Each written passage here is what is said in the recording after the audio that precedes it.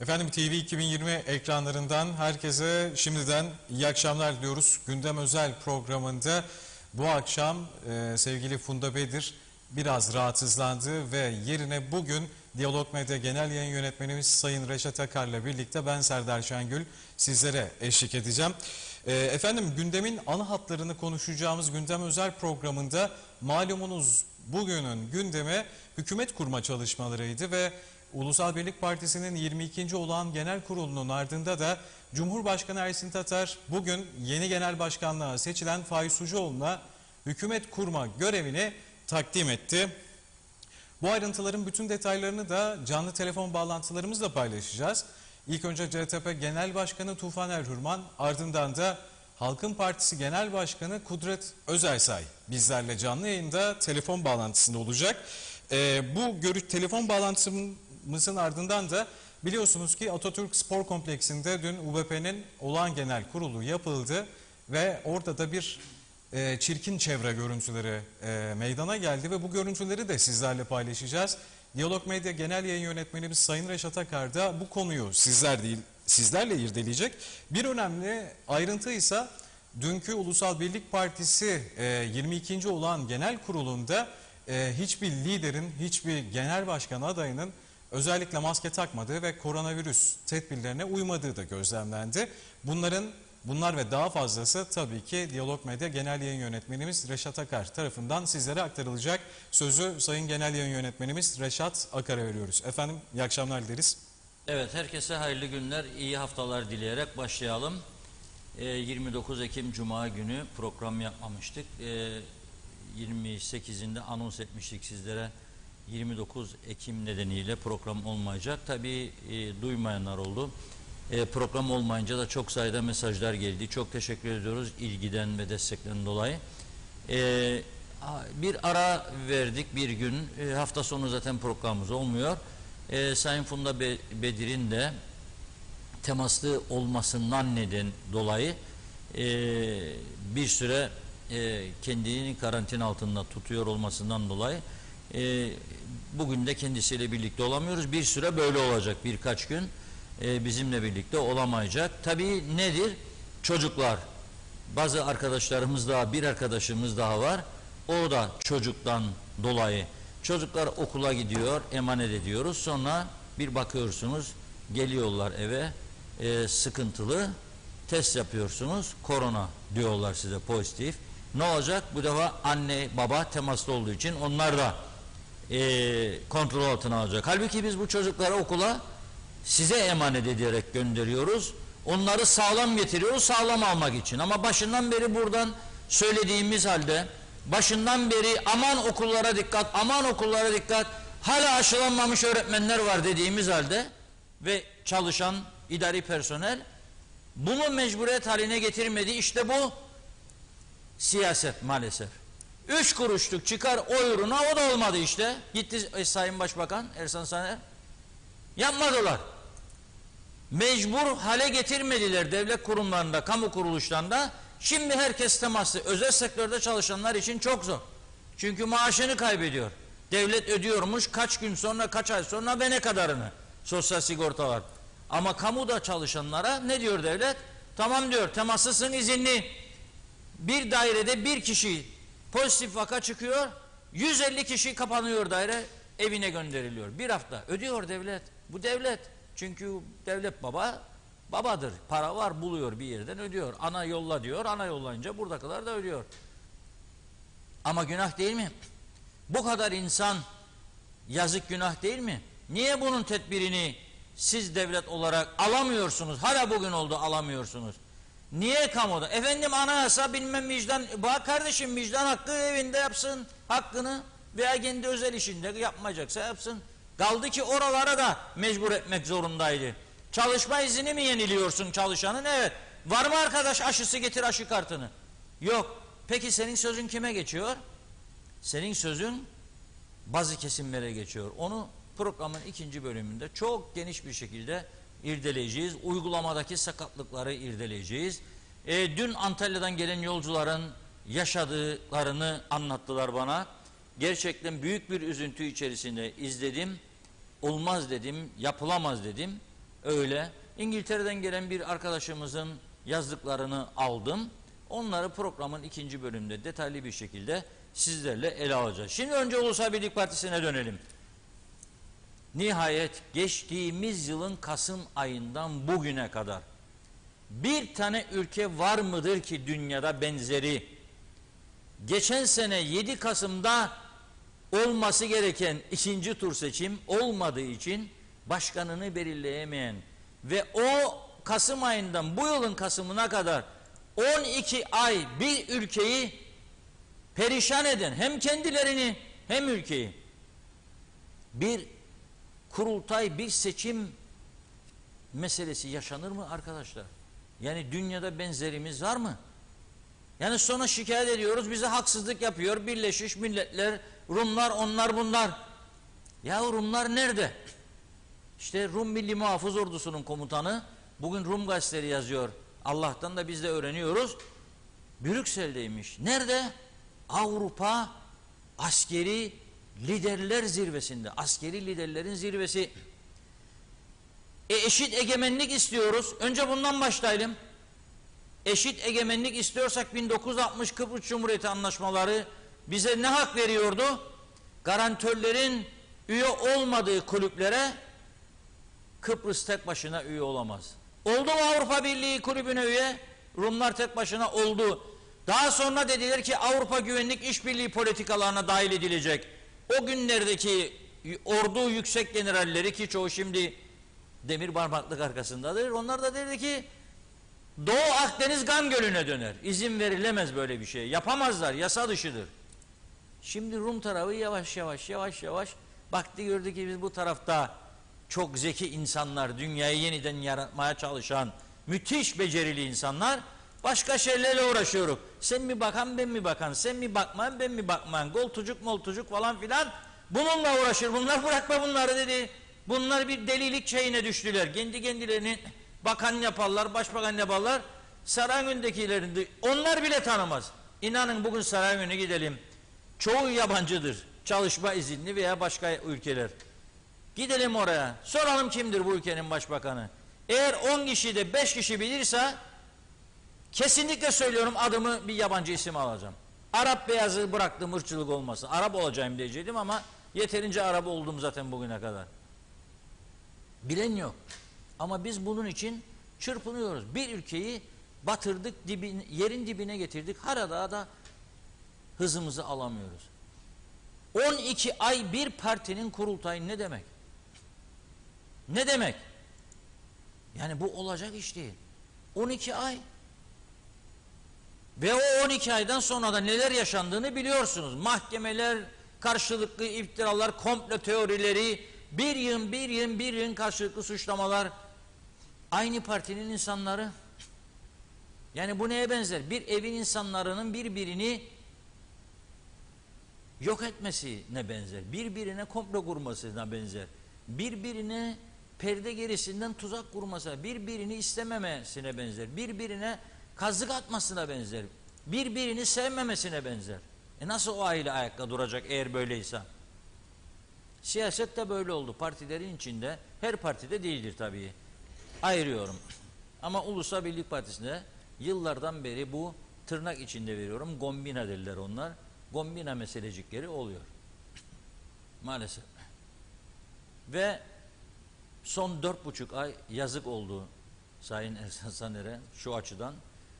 4500 tane üye yazdı garantiye alsın diye genel başkanlığı ama aday da olamadı. Ama o 4500 üyenin de katılmadığı görüldü dün kurultayda. %52 civarında bir katılımla gerçekleşti. 16.500 üyesi varmış UBP'nin, 8.000 kusurla gerçekleşti. Ve orada da divan başkanı 10.000 insan katıldıysa bu işte tek başına iktidar dedi. Değildir. Kandırmayalım gene birbirimizi.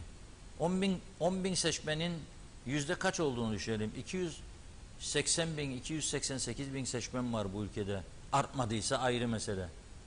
288.000'de 10.000 kaçtı? Hiç öyle düşünmeyelim. Bu yanlış. 8.000 kusur kişi de katıldı. Adayların çok olması nedeniyle. adayların çok olması nedeniyle özellikle 3 tane aday yarışa katılan geceli gündüzlü çalıştı. O köy senin, bu köy benim, o örgüt senin, bu örgüt benim.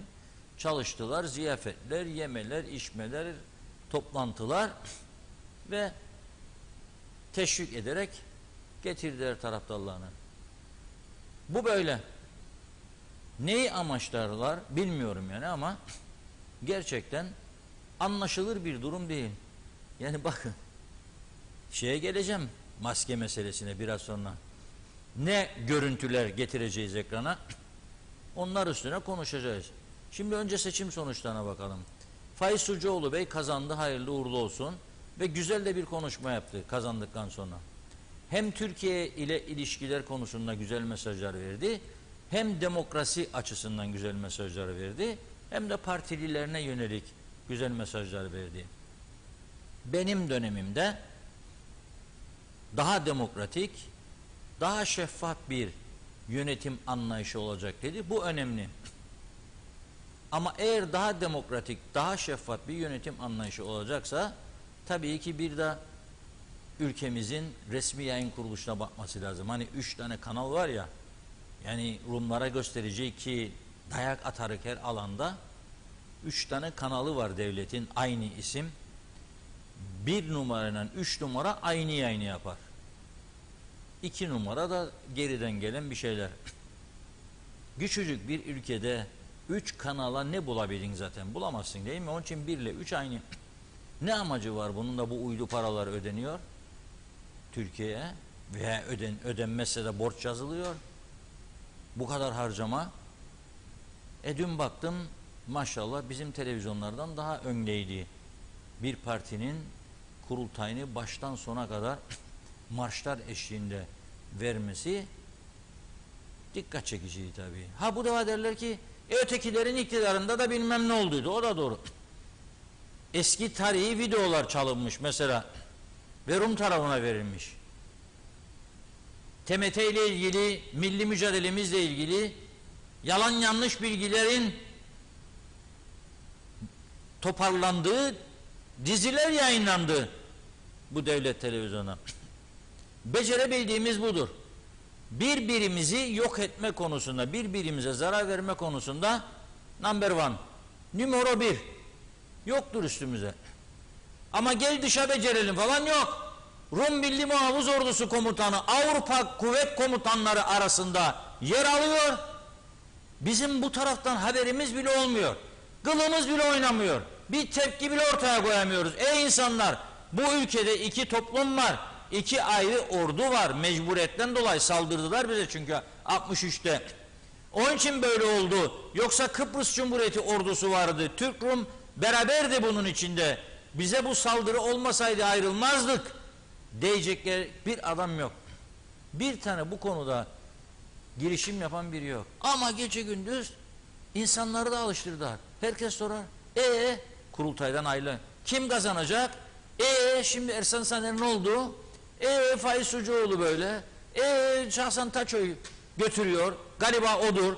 Bilmem ne. Şimdi de bu kadar yorgunluğun arkasından müthiş sancılar çekiliyor. Atatürk Spor Salonu'nun içerisinde bu defa parti meclisine kimler seçilecek? 100 kişi seçecekmişler. 180 kusur aday varmış. Millet perişan orada. O mu kazandı, bu mu kazandı? Kim kazandı? Parti meclisi. 100 kişi ne işi var ya o bir partinin? Ya küçücük bir ülkede bir partinin sadece 100 tane parti meclis üyesi nedir ya? Kimi anladın bunu? Nedir bu? Neyin yarışını yapar? Kime neyi gösterecek? 100 kişi. Bu defa millet, herkes yönetici pozisyonuna geçiyor bu ülkede. Peki yönetilen kim? Yani bakanlar, başbakanlar, cumhurbaşkanları, başdanışmanlar, kalem müdürleri, müsteşarlar, müdürler, müşavirler, bölüm başkanları, sayıştaylık, başsavcılık, mahkeme, o bu polis, hep başkan, başkan yardımcı, başkan yardımcısı, müdür. Kimdir oğlum altta kalanlar? Onlara da birer sıfat verin. Onlara da sıfat verin. Ve dönen bir şey yok. Başarılan bir şey yok bu memlekette arkadaş. Bakıyorum Karpaz'dan fotoğraf paylaşırlar. 47 yıl dokunmadıkları tepelik, dağlık yerler, tarihi eserleri, mundiyeler oyluyor. Tam bu kurultay sarhoşu içinde ver gitsin ya, git de korkma, kimse sana bir şey yapmaz. Bir de tabii kurultay sonrasında oradaki çöplükler var. Getir oğlum Halit bakalım fotoğrafları bir görsün millet. Kurultay sonrası. Ve bu Atatürk Spor Salonu. Bak ama sen, kim toplayacak bu arkadaşlar bunları şimdi oradan? Lefkoşa Belediyesi mi? Bu giden masrafa bakın siz. Üyeler herkese kart dağıdır. Sen al kart, ben al kart. Herkes dağıdır. Binlerce kart basmışlar. Dağıtıyorlar. Benim adama ver oy, benim adama ver oy. Sayın Sucuoğlu'nu, Hasan Taçözdoğlu töreyi tanımaz mı ya? O insanlar zaten UBP üyesiyse. Tanrısan yapmayı bir de kart verin kendine. Unutmasın seni sandık başında. O zaten kararını verip de gelmişti. Ha bir de tabii 180 kusur tane parti meclis üyesi. Onlar da kart bastı. Hadi kimisinin para vardır verdi. Da kimisi bizim Hüseyin bastı mı bilmem. Mor Menekşe'de hayvan üreticisi var Hüseyin arkadaşımız. Çok iddialıydı, bilmiyorum, sonuçları bekliyorum ben de. Onu da merak ederim. Nidai Salihler, Mağdurlar Mühendisliği sahibi, onu da merak ederim. Çok arkadaşlar merak ettiğim. Ama şimdi mesela Hüseyin kaç kilo süt hayvanı sağar, satar sütleri kaç kilo süt sattı da bastı bu kartları bilmiyorum. Yazık oldu yani, bir haftalık sütlerin parası kartlara gittiyse de onlar da yerlerde böyle bak ayak altında çiğnenir. Yazık değil mi? Yani bir değiştirmemiz gerekmez mi artık 47 yıldan sonra bu siyaset kültürümüzü be arkadaşlar? Böyle mi gidecek bu ülke ya? Anlatıyorum size, en hayati meselelerde ne okuyan var, ne ilgilenen var, ne kılını oynadan var, ne tepki gösteren var. Hiçbir şey yok. Hayati meseleler. Biz bu tarafta nelerle uğraşıyoruz? Yani enteresan bir durum. Tabii şimdi bir de yeni gelişme, Sayın Sucuoğlu kazandı. Cumhurbaşkanı bekletti, görev vermedi kimseye. Ve açıklamaları da var tabii, kayıtlara girmiş, gazetelerde çıkmış, televizyonlarda. Demişti ki bize bir hafta 10 gün önce, hiçbir parti tek başına veya hiçbir parti hükümet kurma istemiyor. Kurulamayacağını düşünüyor. Onun için erken seçim, mesela 9 Ocak demişti. Şimdi görevi Sayın Sucuoğlu'na verdi. Sayın Sucuoğlu bunu kiminle kuracak bu hükümeti? Kurabilecek mi? Gerçekten sizler de merak ediyorsunuz. Ben de. O yüzden öncelikle ana muhalefet lideri Sayın Tufan Erhürman'ı, CTP Genel Başkanı'nı bağlayalım dedim telefonumuza. Tufan Bey ne diyor? CTP kısa süreli bir seçim hükümetine var mı yok mu? Varsa hangi şartlarda var? Sonra Kudret Bey'i, Kudret Özersay'ın da bir önerisi vardı. Aradan bir ay geçti. Tabii daha önceki UBP Genel Başkanı ve Başbakan Ersan Bey o önerisini ciddiye almadı Kudret Bey'in. Halbuki o demişti ki bir teknokrat hükümet kuralım ve bizi, ülkeyi en kısa sürede seçime götürsün. Mesela 3 ay, 4 ay. İşte fena olmazdı. Yani milletvekili olmayan, gerçekten iş yapabilecek kapasitede 10 kişi koysunlar, iddia ederim 10 senede yapılmayanı 4 ayda 5 ayda bu 10 kişi yapabilir. Yasa, tabii yasa istemeyen mesela, çünkü yasa götürseniz geçirmeyecekler. Ama mevcut yasalarla, anayasanın verdiği yetkilerle tahmin ederim ki 4-5 ayda 10 yılda yapılmayan yapılabilir. Niyet olursa tabii. Ama Kudret Bey'in bu önerisine yaklaşmamıştı eski başbakan. Hazır mı acaba arkadaşlar? Hazır mı Tufan Bey? Şu anda efendim Tufan Erhürman hattımızda. Ana muhalefet lideri CTP Genel Başkanı Tufan Erhürman şu anda telefonun diğer ucunda. Sayın Erhürman, programımıza hoş geldiniz efendim. Hoş bulduk efendim, iyi yayınlar dilerim. Merhabalar hocam, nasılsınız? Merhaba Reşat Bey, iyiyim, sağ olun, sizler nasılsınız? Teşekkür ederiz. Çizmeleri giydiniz mi? Hazır mıyız seçime? Seçime hazırız, aylardır hazırız. Aylardır hazır. Şimdi Ulusal Birlik Partisi kurultayının sonucunu aldık. Bugün Cumhurbaşkanı'nın hükümeti kurma görevi vermesini önce ondan başlayalım. Nasıl karşıladınız Sayın Sucuoğlu'na? Bir, iki, yani erken seçimi erteleme şansı var mıdır? Bir yeni UBP başkanında bir hükümet kurulursa hadi bir yıl daha kazanalım. Böyle bir gelişme olabilir mi sizce? Valla bugünden bakıldığında Reşat Bey, tabii bugün itibariyle Sayın Faik Sucuoğlu'na hükümeti kurma görevinin verilmesi normal.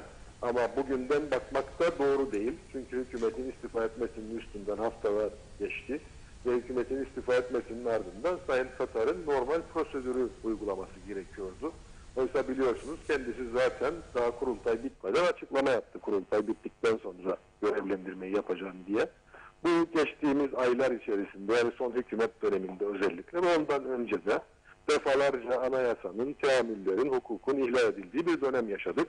Bu da o ihlallerden biri olarak yine tarihe geçti biliyorsunuz. Çünkü zamanında Sayın Tatar Cumhurbaşkanı seçildikten sonra da vekalet bırakmamıştı, hatırlarsınız. Ve vekalet bırakmadığı için de ülke gerçek anlamda hukuken de ciddi bir hükümet boşluğu yaşamıştır. Sadece fiili ya da siyasi değil, hukuki olarak da hükümet yok hükmünde olduğu bir dönem yaşandı. Oralardan başlayarak bugünlere kadar gelen anayasa ve teamül ihlallerinin bir devamıdır maalesef yaşanan. Sayın Tatar'ın öyle bir yetkisi yoktu. Yani UBP kurultayını bekleyeyim de o sonucuna göre görev vereceğim diye bir yetkisi yoktu. Ama bugünden baktığınızda bugün itibariyle tabii ki en fazla milletvekiline sahip olan Ulusal Birlik Partisi. Dolayısıyla bugün itibariyle evet doğru ama maalesef süreç yanlış yaşandı her zamanki gibi. İkinci sorunuzu seçim tekrar ertelenebilir mi falan noktasında.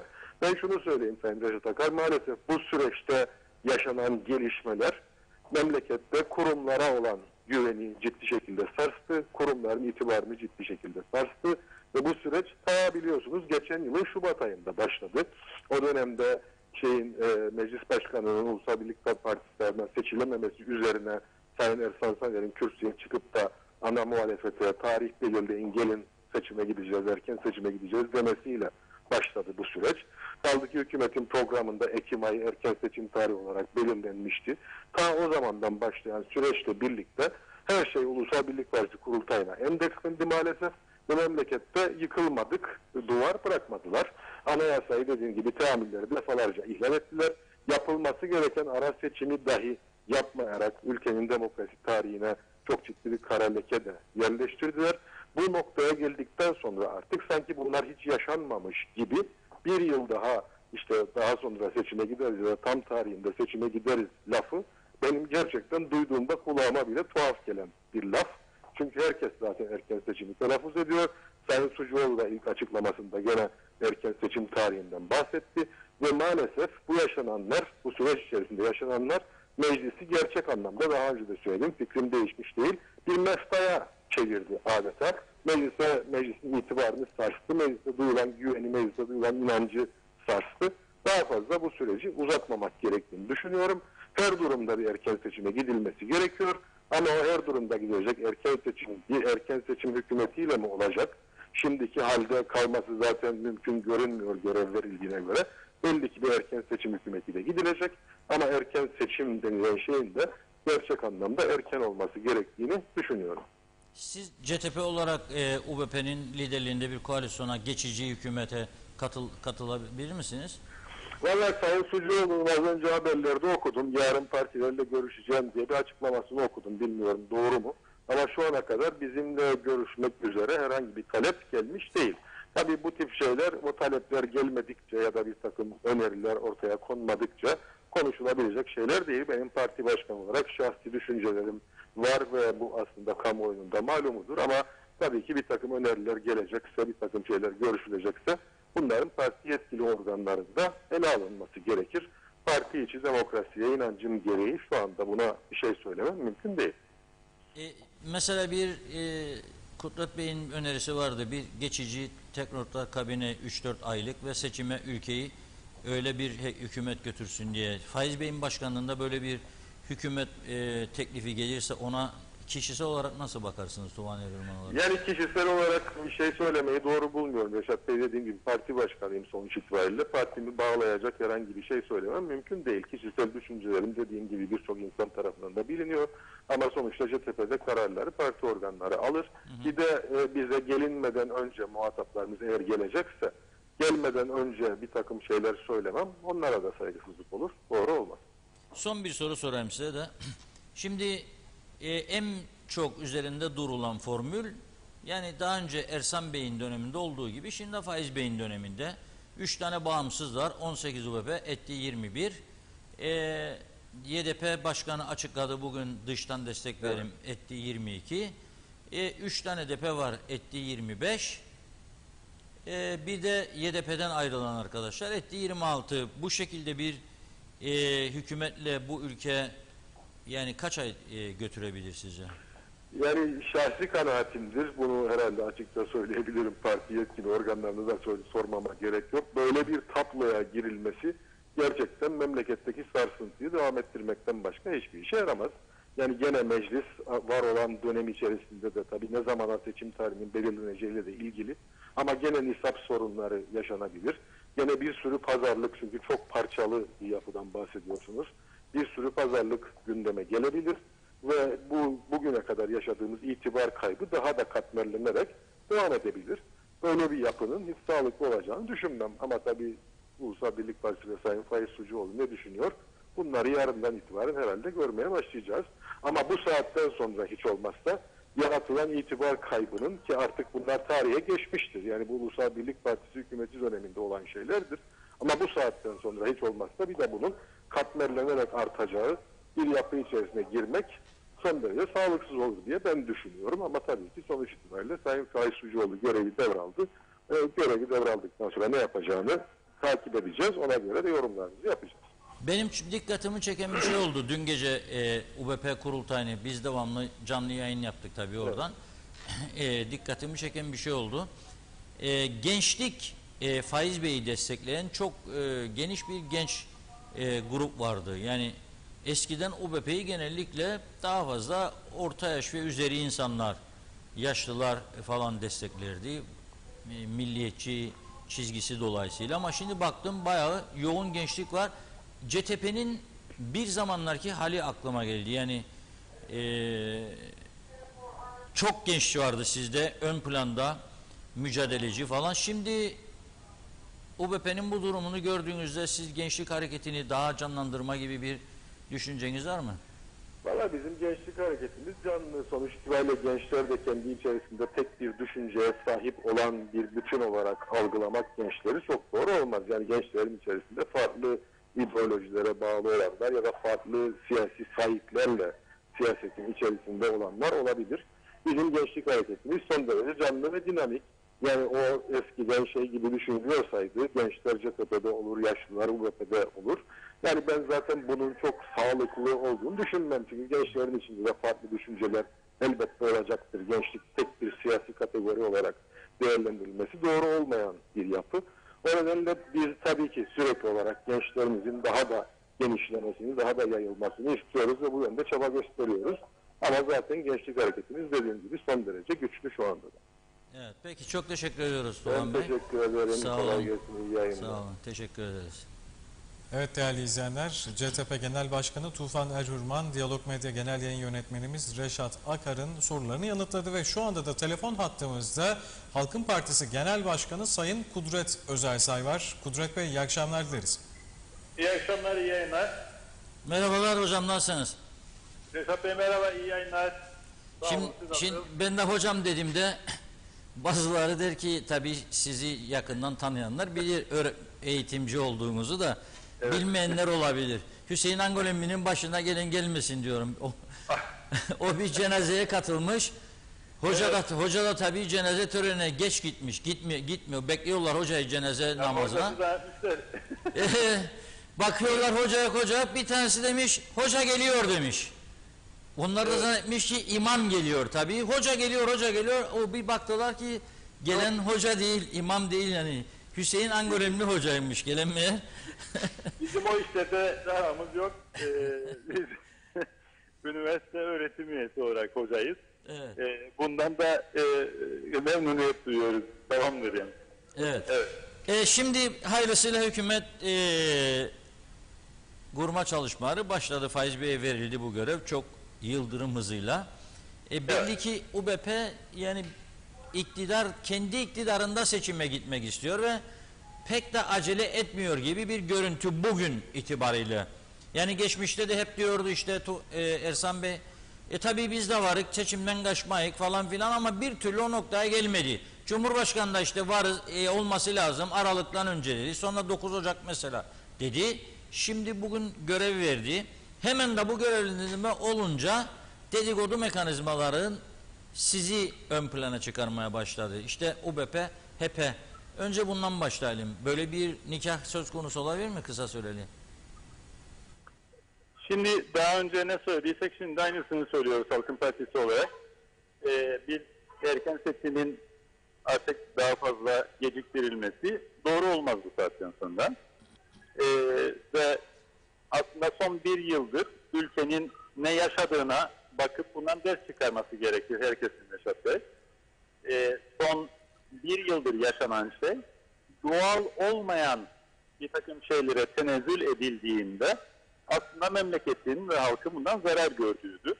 Yani doğal olmayan yollarla vekiller istifa ettirildiğinde, doğal olmayan şekilde dışarıdan destek verilerek yamalı bohça bir hükümet kurdurulduğu zaman memleket böyle talan oluyor. 10 ayda, 11 ayda taş üstünde kalmadı biliyorsunuz. Dolayısıyla doğal olmayan şeylere tenezzül etmemek lazım. Zorlama ve da zori hükümet kurma ve şartları zorlamaya gerek yoktur. Herkes daha düne kadar, siz az önce söylediğiniz, daha düne kadar herkes bir seçimin artık kaçınılmaz olduğunu söylerken, Ulusal Birlik Partisi yöneticileri değil sadece, Ulusal Birlik Partisi'nin diğer başkan adayları da milletvekili olarak parti grubunda Ocak'ta veya Şubat başında bu seçim olabilir derken, artık bu seçimin daha fazla geciktirilmemesi gerektiği çok aşikardır. Yani doğal olan şey artık erken seçimdir. Bunu da hepimiz biliyoruz. Ama erken seçime giden süreçte 1-2 aylık süre içerisinde herhangi bir seçim hükümeti kurulabilir mi? Ya da düşünceleri nedir? Onu gelirler, bizimle paylaşırlar. Biz de bunu değerlendiririz. Halkın Partisi dün seçimle ilgili olarak ne söylüyorsaydı bugün de aynısını söylüyor. Yine Halkın Partisi dün olası bir seçim hükümetiyle ilgili olarak ne söylüyordu diye bir hatırlatmakta yarar var. Biz geniş tabanlı bir teknokrat hükümet kurulup memleketi seçime götürecekse biz buna varız diyorduk. Bugün de aynısını söylüyoruz. Söylemlerimiz kendi içerisinde duruşumuzda nettir. Herkes çok iyi biliyor. Bütün bu yaşananlardan sonra bunu temizleyecek olan bir seçimdir. Halkın iradesidir. Mecliste çok doğal olmayan yollarla mecliste çok şeyler yapıldı ve 2018 iradesi sakatlandı şu anda. O nedenle artık halk iradesine başvurup meclis iradesini yenilemek ve güncellemek gerekir. Tekrar vurguluyorum.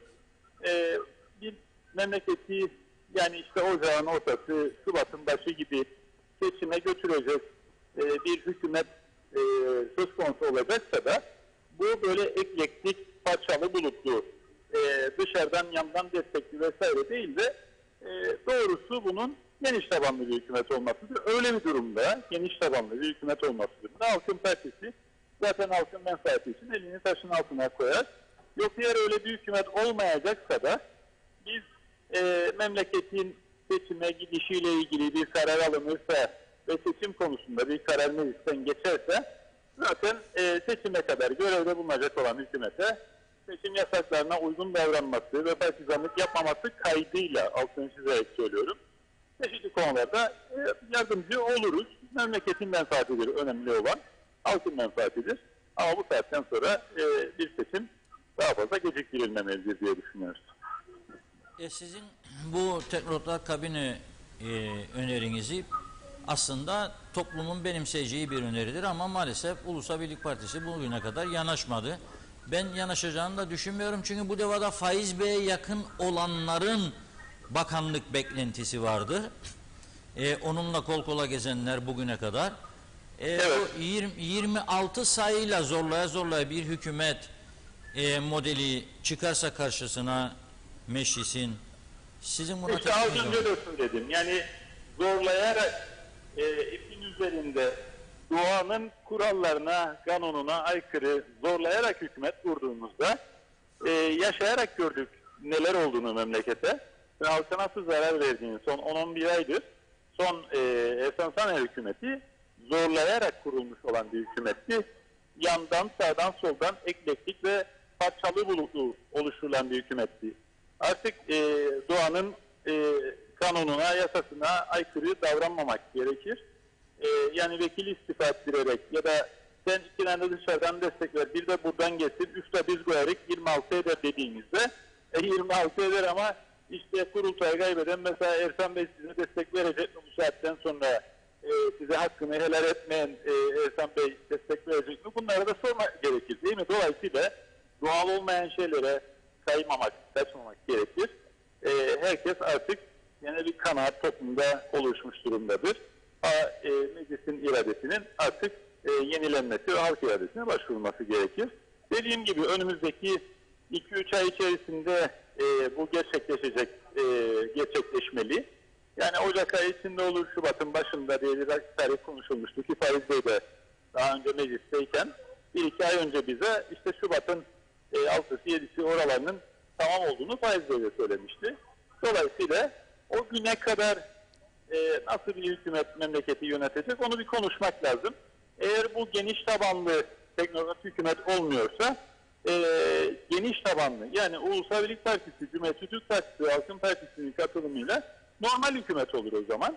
Ama geniş tabanlı bu grubu bulunan 3 siyasi partinin katılımıyla olur. İkisi birlikte kuracaklarsa bu TCTP dışarıdan kendilerine de destek veririz yani sıkıntı değil o. Dolayısıyla seçimin geciktirilmemesi ve ta baştan seçim tarihinin bağlanması kaydıyla biz halk yararına elimizden gelen yardımı yaparız. Geçen gün muhacerete ilişkin affın geçmesinde yardımcı olduğumuz gibi kurallık tazminatlarının ödenmesine ilişkin kararın geçmesinde yardımcı olduğumuz gibi Halkın Partisi olarak ülke menfaatine olan konularda gerekli yardımı mecliste ve meclis dışında gösteririz zaten. Yeter ki bu seçimi daha fazla geciktirmesinler. Siz Ulusal Birlik Partisi Genel Başkanı Faiz Sucuoğlu Bey'in başkanlığında tamamen teknokrat bir kabine kurulması girişimini kabul ederse destek verir misiniz böyle bir ülkeye? Yani UBP ile Cumhuriyetçi Türk Partisi de geniş tabanlı bir hükümet olmasına sıcak bakar ve onlar da dahil olursa değerlendirir. 3 parti olursa diyorsunuz yani. 3 parti olursa kimin başbakan olduğu meselesi bizim için yaşamsal bir konu değil. Önemli olan nasıl bir yapı kurulacağı ve seçime giden süreçte birbirini denetleyip partizanlıkların yapılmasını, seçim yasaklarının ihlal edilmesini önleyerek bir seçime gidilmesini sağlamaktır. Dolayısıyla o anlamda grubu bulunan 3 siyasi partinin dahil olması bizim için önemlidir. Eğer öyle olmayacaksa dediğim gibi artık bir azınlık hükümeti mi olur, nasıl bir şey olur? Önce bir Faiz Bey görüşmek istediğinde eğer bir görüşme talep ederse görüştüğümüz zaman söyleyeceği fikirleri oturur değerlendiririz. Dediğim gibi Halkın Partisi için önemli olan halkın menfaatidir. Şartlar çerçevesinde halkın yararına neyse biz onu yapacağız. Bundan kimsenin şüphesi olmaz. Bu Ulusal Birlik Partisi içindeki karışıklıklar, Ersan Saner Bey, Sucuoğlu arası falan, diğer gelişmeler, yaşananlar sizce katılımda %52 civarındaydı. Yani katılmayan, eğer rakamlar doğruysa tabii üyeler denetlenebiliyorsa, yani Halkın Partisi'nde de üye olup UBP'de üye olanlar da olabilir değil mi bu durumlar? Yani çünkü denetleyen yok, görmedim ben böyle bir denetim olduğunu. Böyle bir durum, bu gelişmeler sizin lehinize mi, yani Halkın Partisi'ne kayma olabilir mi UBP kanadından? Şimdi bir kere Ulusal Birlik Partisi'nin kendi içindeki duruma ilişkin ben yorum yapmak istemem. Çünkü bu bir müdahale olarak algılanabilir. Bir şey söylemek istemem ama gerçek olan bir şey var. Yüksek Seçim Kurulu'na daha önce biz Halkın Partisi olarak üyeliklerin denetlenmesiyle ilgili çok daha etkili bir mekanizma önerdik. Fakat şu anda yürürlükte bulunan mekanizma maalesef partilerin biraz keyfine kalmış bir mekanizmadır.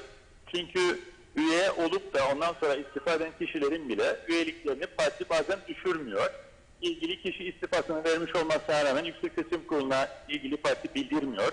Halen daha aynı kişi üyesi olarak göstermeye devam ediyor ve ilgili kişi bir başka partiye üye olamıyor mesela. Bu ve benzeri hususlar için kişi ciddi anlamda uğraşmak zorunda kalıyor. İstifasını alıp tekrar YSK'ya götürmek, YSK'nın tekrar yazı yazmasını beklemek zorunda kalıyor. Bu süreçler çifte üyelikleri ve maalesef iradesi o yönde olmamasına rağmen üyeymiş gibi bazı insanların görünmesine sebep oluyor. Ve üzülerek söylemek zorundayım ki bazen vatandaş olan, yeni vatandaş olan kişileri belli bir partiye üye olma şartı da koyarak vatandaş yapıyorlar. Partiye üye oluyor ama partiyle herhangi bir ilişkisi, ilgisi olmadığı için, herhangi bir aidiyet bağı olmadığı için, örneğin kurultay olduğunda, sandık kurulduğunda gidip oy vermek istemiyor mesela insanlar. Günü geldiğinde seçimde o insanların illaki o partiye oy vereceğini düşünmek doğru değil bana kalırsa. Günü geldiğinde vatandaş bakıp kendine göre bir değerlendirme yapıp oyunu ona göre verir. Kimse at gözlüğüyle işte parti üyesiyim, o partiye oy vereceğim diye bakmaz. Sadece hafta sonu yapılan kurultaydaki sandıklara baktığımızda, sizin dediğiniz gibi katılan sayısına baktığımızda yarı yarıya katılmadıklarını görüyoruz insanların. Gerçekten üye midirler, yoksa kağıt üzerinde üyedirler, gönülleri Ulusal Birlik Partisi ile değil midir? Onu ben yorum yapmayayım, bir müdahale olarak algılamasınlar, gücenmesinler, alınmasınlar. Evet. Çok teşekkür ediyoruz Sayın Özersay. Teşekkür ederiz. Bu heyecanlı günler var şimdi önümüzde. Bunları da yaşayacağız. Bizde heyecan Aynen öyle. bitmez. Heyecan bitmez. Öyle ama gerçekten tekrar etmek istiyorum tek bir cümle. Halkın Partisi, halkın menfaatine olan neyse o yönde bir tutum, bir tavır ortaya koyacak. Ama bugüne kadar son birkaç haftadır söylediğimiz neyse yaptığımız da o olacak. Duruşumuzda bir değişiklik olmayacak. Aynı şekilde tutarlı yürüyüşünde devam edeceğiz. Çok teşekkür ediyoruz. Sağ olun. Teşekkür ederim. İyi yayınlar efendim. Sağ olun. Sağ olun. Evet efendim, Halkın Partisi Genel Başkanı Kudret Özersay da süreci Sayın Reşat Akar'a atlattı.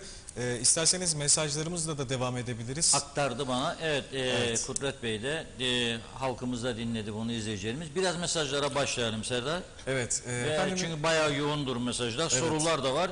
Soruların birkaç tanesini cevaplandırırım. Evet. Tabii. İlk mesajımız Yener Mücek'ten geldi. Sevgili Reşat Bey, iyi yayınlar diliyoruz. Covid'in ikinci plana atılıp artık yavaş yavaş iklim krizine yönelmemiz gerekmez mi? Tüm bu şekilde olaylar gerçekleşirken dijital dönüşüm de hızla gerçekleşiyor. Devletler dijital paralarının çıkarma hazırlığında.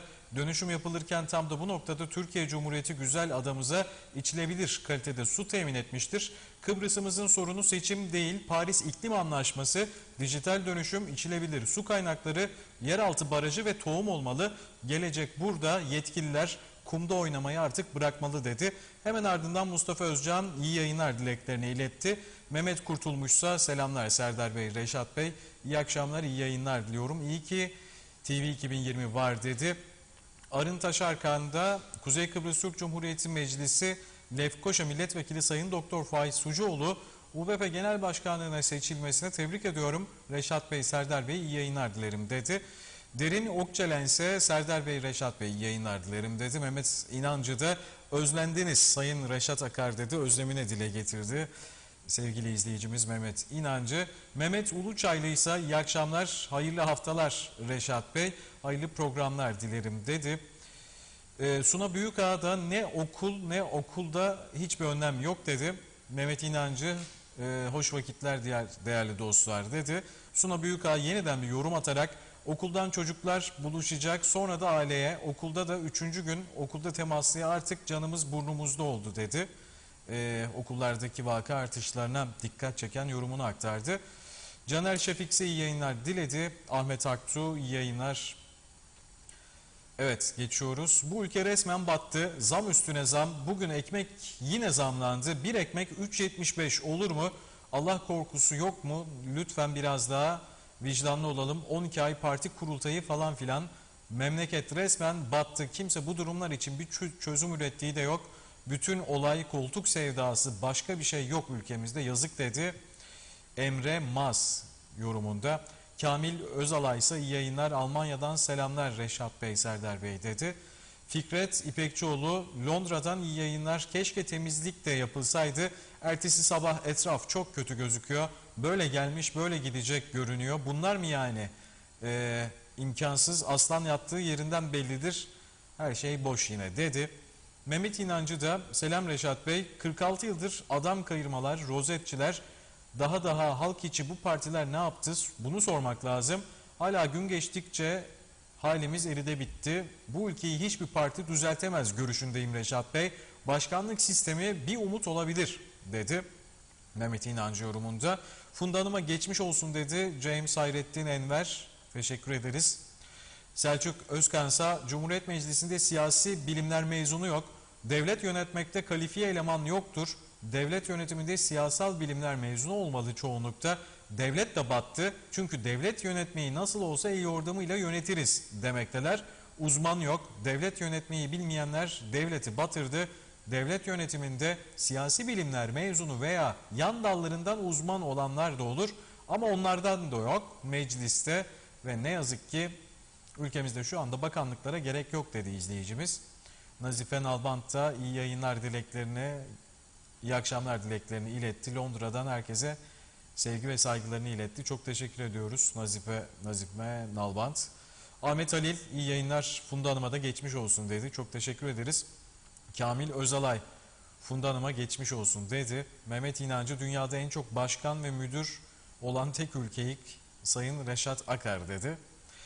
Turgay Gezense, iyi yayınlar dilerim. Ülkemizi bir yıla yakın bir sürede meşgul eden ve ülke tarihinde şimdiye kadar görülmemiş kirlilikte olayların yaşanmasına sebep olan bir süreç nihayet sona erdi. Ve söz konusu partinin kurultayı yapılıp genel başkanı belirlenmiş oldu. Bu münasebetle UDP Genel Başkanlığı'na yüksek bir oy oranıyla seçilen Doktor Sucuoğlu'nu tebrik ederim. Kurultay öncesi özel bir televizyon kanalında yaptığı konuşmayı çok önemsiyorum.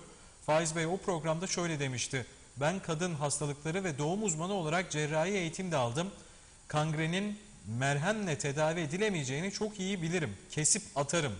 Umarım bu sözünün gereğini bu devletin üzerinde yük olan tüm kıyak ve amantaları için yerine getirmiş olur dedi izleyicimiz yorumunda. Evet, Ali Gürdağsa, Reşat Bey Sucuoğlu'nun yerinde siz olsanız ilk yapacağınız acilen 5 şey ne olurdu sorusunu yöneltti efendim size. Dilerseniz bir sonraki mesajlarımızı da ikinci kısımda aktarırız. Ona cevap vermek isterim ilk 5 soru. Tabii ben onun yerinde değilim şu anda ama olsaydım ne yapardım? Sucuoğlu'nun yerine. Benim yapacaklarımı birçok insan herhalde tepkiyle karşılardı. Yani zarara uğrayacak olanlar tepki gösterir diye düşünüyorum ama yapardım. Yani eğer yetkim olsa, benim yetkim olsa ilk yapacağım iş aynen başka ülkelerin yaptığı gibi, Amerika gibi, birçok Avrupa ülkesi gibi kamudan başlayarak aşıyı mecburi hale getirirdim. Aşını yap, daireme öyle gel arkadaş. Senin bu daireyi devamlı kapalı hale getirme hakkın yok. Yanında aşılı olan insanlara veya onların yakınlarına zarar verme hakkın yok. Bunu yapmayan devlet öte taraftan gene kendi vatandaşına çıkarmadık eziyet bırakmıyor. Yani ben bir KKTC vatandaşı şimdi yurt dışına gideceksem döneceğimde bana bir yığın eziyet çıkarıyor. Bir yığın. Akıl almaz şeyler. Ve çalışmayan sisteme bağlıyor beni. Onun için birinci adım bu korona krizi ederken aşı. Bir ileri yaştaki bir sevdiğim abim aradı bugün. Dedi ki Rumlar 2 aydır grip aşısını getireli dağıttılar özellikle yaşlılara dedi. Bize hala daha grip aşıları gelmedi dedi. 2, yani bu aşılarla beraber sağlıkta aciliyet ihtiva eden ne varsa hepsini getirirdim. Bir haftada. Parayı nereden bulacağım? Onu söyleyeceğim şimdi. Parayı nereden bulacağım? 24 saat içerisinde itfaiye,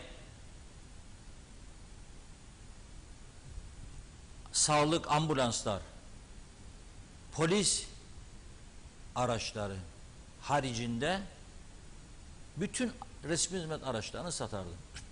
Ertesi gün bütün bölgelerde, stadyumlarda açık artırma, fazlasıyla bütün masrafları karşılar, kasada da para tutardım. Ertesi günü sabahleyin göreve başladığım gün bu çağrıyı yapardım. Parayı da getirirdim, ilacın parasını da, diğer ihtiyaçları da. Başka ne yapardım? Bir defa ileride başımızın çok ağrıyacağını düşündüğüm için arazi dağıtımlarını durdururdum. Bitti arkadaşlar. Rumu, Türk'ü, Almanı, İngiliz'i, Ermenisi yok. Başka arazi bende yok. Arazi istersen ver, parayı al. Gençlik ne olacak? Sosyal konut projeleri. Bu kadar banka var bu ülkede. Sadece kendi ceplerini dolduruyorlar. Onları başka ülkelerde olduğu gibi düşük faizli krediye zorlarsın. Hükümetsen eğer. Devletsen bunu halledebilirsin. Ve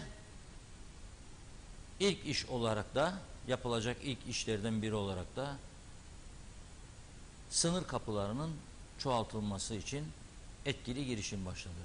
Daha çok sınır kapısı. Mesela Lefkoşa'da Mausa kapısının hemen açılması için Rum lideriyle oturur görüşürdüm. Hemen. Veya Cumhurbaşkanımızı teşvik ederdim, görürsün. Sınır kapılarının çoğaltılması KKTC ekonomisi için çok büyük bir faydadır. Korkunç gelen araçlar oradan sadece akaryakıt alıp gitmiyorlar. Daha birçok malzeme alıp gidiyorlar. Senin eline bu kadar kısmet gelmişken sen bu kısmeti değerlendirmiyorsan ben sana ne yapayım? 5 son. İlk 5 dedi madem ki arkadaşımız, yolculara işkence çektirmeyi durdururdum. Derhal. Ada pasmış, baba pasmış, pas pasmış.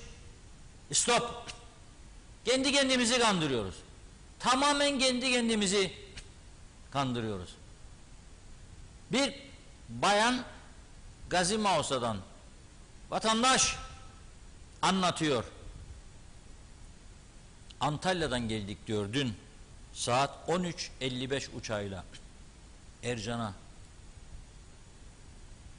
Para yatıralım dediler diyor Ziraat Bankası'na. Ercan'da antijen testi. Ne kadar? 140. Orada ödedik diyor, geldik Ercan'da 100. Banka neden diyor 40 lira? Yolcu başı alıyor da kimse bunu görmüyor. 2. Bu işlemler ada pası ister, giriş formu ister, imzalı, o masaya git, bu masaya git. 1,5 saatte diyor. Uçak 45 dakika indik Antalya'dan Ercan'a. Ercan'dan çıkış 1,5 saat. 1,5 saat. Bu resmen insanlara buraya gelmeyiniz. Biz burayı batırmak istiyoruz. Bu halkın şu anda çektikleri azdır. Daha çok çekecek, daha çok çekecek, daha çok çekecek. Teslim olacak bir taraflara bu halk diyorlar. Bu uygulamanın adı budur. Hiç başka şeyi yok bunun. Peki uygulanıyor mu? Bu sistemleri yürüyor mu, çalışıyor mu? Diğer uygulamaya koydukları. İngiltere'den gelen ve iyi tahsil görmüş, iyi işlerde, başarılı yerlerde bulunmuş ama vatan millet meselesi, belli ki ailede falan, Kıbrıs daha küçük yer, işte çocuk olunca büyük ülkede çocuğu kaybetmeyelim falan. Kıbrıs yanımız ağır basar. Aslında güzel memleketimiz var. Bir temizlesek böyle bu pislikleri, bir buraya kuralları getirsek, atacaksın ha sen AKM'de seçim mi yapacaksın diye yere ha, oraya göndermez miyim ben bütün zabıtayı, Çevre Bakanlığı'nın uzmanlarını? Ama diyor ki ben hükümetim diyor. Nasıl getireceksin? Daire bana bağlı diyor. Burada belediye farklı bakanlıktır. Gidebilirdi Lefkoşa Türk Belediyesi. Gene de gitmelidir. Yetkisi azdır, çoktur. Biliyorum çok az yetkisi var. İnadına kaç parası? 8 Türk lira, 8 Türk lira. Cezayı da keserim. Cezayı da keserim. 8 lira, 8 lira. Ve bunu ben medyaya duyururum. Ceza kestim benimle. 8 liradır. Utansınlar. Bu kadar yıldır meclisten bir yasayı geçiremediler. Onlar mahcup olsun. Ben görevimi yaparım. Ve bu arkadaşımız diyor ki, bir paylaşım yaptı bugün. Okuyorum size. Nokta virgül değiştirmedim. Yapmam zaten öyle bir şey. Mete Ferud'un ne yazıyor? Sağlık Bakanlığı gibi bir kurumun telefonları ya hiç cevap vermiyor ya mesaj çıkıyor ama operatöre bağlanmıyor diyor. 100 denemeden sonra başarıp operatöre bağlanabilirseniz o zaman da operatör ne dediğinizi bile dinlemeden, kaba bir şekilde açıklama bile yapmadan sizi başka bir yere aktarıyor ama orada da cevap veren yok diyor. Son çare olarak artık Press 9 for English opsiyonuyla denedim. Meğer o da zaten eşek şakasıymış diyor. Kesin gülmüşlerdir. Hat bir yerlerde gerçekten çalmışsa 1 saat sonra da pes ettim diyor. Yani eşek şakası yapıyorlar bize. Press 9 for English'ler ama yok öyle bir şey. Sembolik. Yazıyorlar oraya bir şey. Çünkü bir insan var bakanlığın içinde, ne yapacaklar? İşte sen yaz der bir genelge. İdare edelim. Üst kurul, alt kurulda, üst kurul gene bugün kararlar açıklamış. İnanın bakmadım bile. Hiçbir geçerliliği yoktur benim için. Üst kurul bugün istifa etmeliydi. Eğer mesleğe biraz saygı varsa tümü, ama tümü, o dünkü kurultayda gördüklerimizden sonra kimse gücenmesin. Faiz Bey kazandı. Ben de UBP'de sular durulur inşallah diyenlerdenim. Çünkü ülkemizin en büyük partisidir. İnşallah bu Ulusal Birlik Partisi artık hizmet vermeye başlar. İnşallah bu partide gombina düzeni sona erer. İnşallah demokratikleşir diyenlerdenim. Ve Faiz Bey'in başarmasını isteyenlerdenim. Ama dün gördüklerim beni üzdü. Bunu da bir gazeteci olarak görmezden gelemem, duymazdan gelemem. Masanın altına saklanamam. Görmeyin, duymayın beni. Kendi kendime de mırıldanamam. Ve arkadaşlarıma ha gördünüz mü ya dün falan filan. Yok, yapmam. Şimdi bu İngiltere'de tahsil yapmış, orada iyi yerlerde, Oxford'da, İngiltere Merkez Bankası'nda falan görevler yapmış bir arkadaşımız. Diyor ki Press 9 for English eşek şakasızmış. Tabii Karpaz'ın eşekleri çok ünlüdür bu ülkede. Sanırsınız diyor, 1 saat sonra pes ettim. Bugün resmi tatil günü diyor. Ama en komiği, operatöre bağlanmak için 0 tuşlayın dedikten sonra hemen sonra aradığınız abone cevap vermiyor denmesi. Ne abonesi be kardeşim? Nere abonesiniz diyor. Resmen kepazelik diyor. İlk kez diyor Kıbrıs'a döndüğüme de döneceğime de pişman oldum diyor. Daha çok pişman olacaksın. Ben samimi olarak söylüyorum. Duygu ve düşüncelerimi aktarmakta çekinmem. İngiltere'de yaşamış bir insan olarak ve yıllarca da gidip gelmiş bir insan olarak bu güzel memleketi bırakıp gidip İngiltere'de yaşamak istemem. Her şeye rağmen burada selam verip selam aldığınız insanlar var. Orada o da kış şartları çok ağır. Burası gibi değil. Cebinde para da varsa kapıdan dışarı çıkamazsın. Bıçak gibi keser rüzgar. Tabii bu akşam bizde de fırtına var. Hazırlıklı olalım. İyi ki Rum Meteoroloji Dairesi uyardı bizi. Rum Meteoroloji Dairesi uyardı. KKTC Meteoroloji Dairesi UBP'nin zaferini mi kutlar bilmiyorum bugün. Görmedim ama programa girinceye kadar. Ama Rum Meteoroloji Dairesi'nin uyarısını Cyprus Mail internet sitesinde programa girmezden 10 dakika önce gördüm. Bu gece 20'den itibaren yarın öğleyin 12'ye kadar çok sert rüzgar ve dolu yağışı beklendiği için sarı alarm verdiler. Sarı alarm ilan etti Rum Meteoroloji Dairesi. Herkesin bilgisi olsun. Bu akşam 20'den sonra işi olmayan, mecbur olmayan sokaklara çıkmasın be arkadaş. Evciğinde açsın televizyonunu izlesin.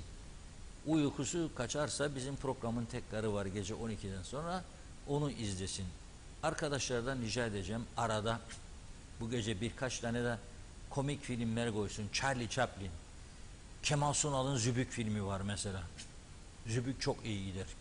Bugünlerin olaylarını en güzel özetleyen filmlerdendir. Kemal Sunal'ın Zübük filmi. Bayılırım bu filmi izlemeye. En az 15 defa izledim. 15 defa daha da izlerim. Kemal Sunal'ın. Unutmayınız. YouTube'da da var. Oradan da izleyebilirsiniz ama ekrana biz getirirsek daha geniş televizyonlarda kurulursunuz koltuğa ve izlersiniz.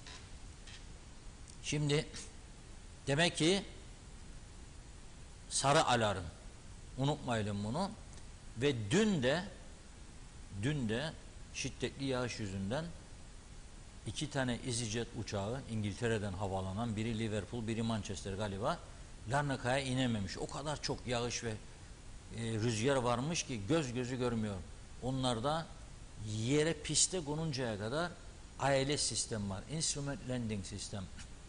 Bizde uzun yıllar bağırmalar çağırmalardan sonra koydular bu sistemi ama Ercan tam bitmediği için ve orada askeri birlikler olduğu gerekçesiyle bu Instrument Landing System piste kadar değil, belirli bir yükseklikten sonra kaptan görerek inebilir ancak otomatiğe bağlayamaz. Ve bu EasyJet'in pilotları o kadar şiddet fırtına, kule uyarmış, Baf'a gidip inmişler. Baf havaalanına. Onun için dikkat edelim diyorum. Şimdi tabii havadan, rüzgardan bahsettik.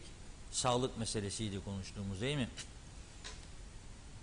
Şimdi bu Sağlık Bakanlığı'nın bu üst kurulu dün UBP kurultayını bütün gün biz verdik. Başka bir iki televizyon daha verdi. Oradakilerini gördü mü görmedi mi? Ne ceza kestiler? Merak ediyorum. Bakınız, Faiz Bey dahi ki doktor bir arkadaşımız, doktor, ne maske ne mesafe, devamlı da öpüştü kazanacak diye. Allah korusun kendisini diyorum. O kadar çok vaka arttı ki korona bu ülkede şu anda. Allah korusun diyorum. Tamam da şimdi kendi içinizde iktidarda siz öpüşme serbest, maske yok, ada pas hiçbir şey yok. Nedir derdin sen, sadece bu ülkeye gelen yolcularla mıdır derdin senin? Onlara mı öte hükümdarlığın senin ya? Anlamadım ben bu şeyi. Verin geniş arkadaşlar. Verin geniş o öpüşme sahnelerinde bir görelim.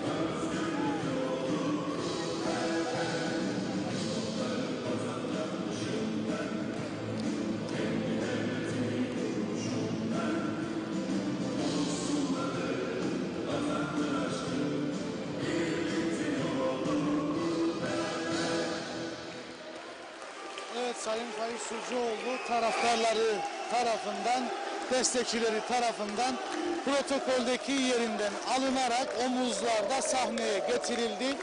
Büyük bir coşku var şu anda. Atatürk Kapalı Spor Salonu'nda Faiz Sucuoğlu davullar eşliğinde selamlanıyor.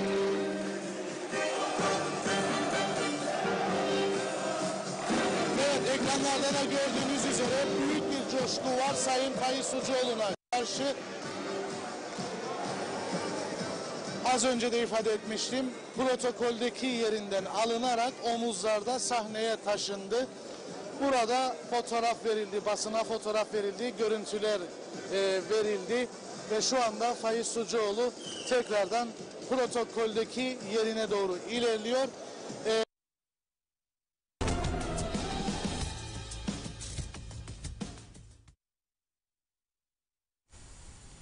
Gördük değil mi? Yani Faiz Bey bugün başbakanlık görevi aldı. Şimdi yarın bu sağlık üst kuruluna ne söyleyecek? Ne diyecek? Yani Adapas'ı sürdürün mü diyecek? Daha zorluklar, daha çok forum, daha çok bir PCR yetmez, 2 PCR mı diyecek? 2 aşı yetmez, 4 aşı mı diyecek? O üst kurulda bir şey yaptığını zannederek daha fazla mı ceza verecek insanlara?